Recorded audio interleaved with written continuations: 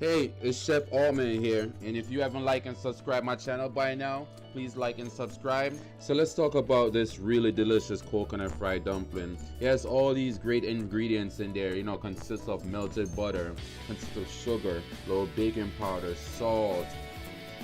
Oh my, it's everything. So we're gonna have our 4 cups of flour. We're gonna add 2 teaspoons of baking powder.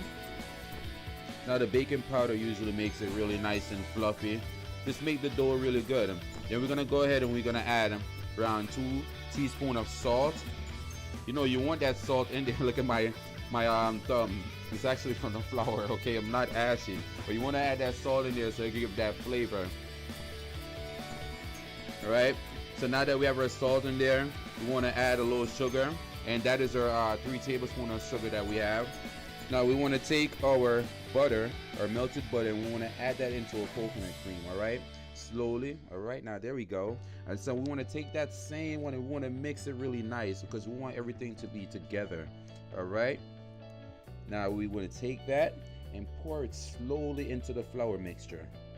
But first we have to mix our flour to make sure everything is one. All right, now pour slowly.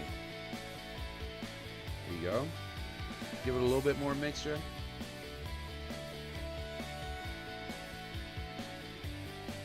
Right, we want to just make sure everything is combined together, so when we're ready to knead our dough, it's easy and everything is one. So now we want to continue to mix that around, okay? Because we want to make everything easier for ourselves when it's time to knead in the dough. All right, take it and we're going to slowly pour more into it. All right, possibly just repeat it right now. All right, mix it up. And then after, we're going to get our gloves and we're going to go straight into the dough. We're going to knead this flour right now. We want to crumple everything up and try to knead everything together with one hand. All right. There you go. And now that we got it all together, I want to get into it. Start using the heel of our hand, if that's what you would say, and just get everything kneaded all together. So now that we have it all kneaded, everything, we want to cover it with a wet paper towel. Right, and we're going to sit that inside the fridge for around 20 minutes until it's ready to go. So we're ready to fry it and that nice golden color. Right, this always gives me a hard time putting this paper towel over it. I don't know why. It's probably one of the easiest tasks, but it gets me every time. So now our dough is finished. We had it sitting in the fridge for a while, and this is what it should look like.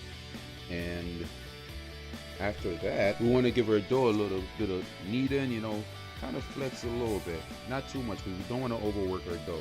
All right, just to make sure that it's good, it's not too sticky, I have enough flour, and we're ready to go. So now we're going to knead this dough.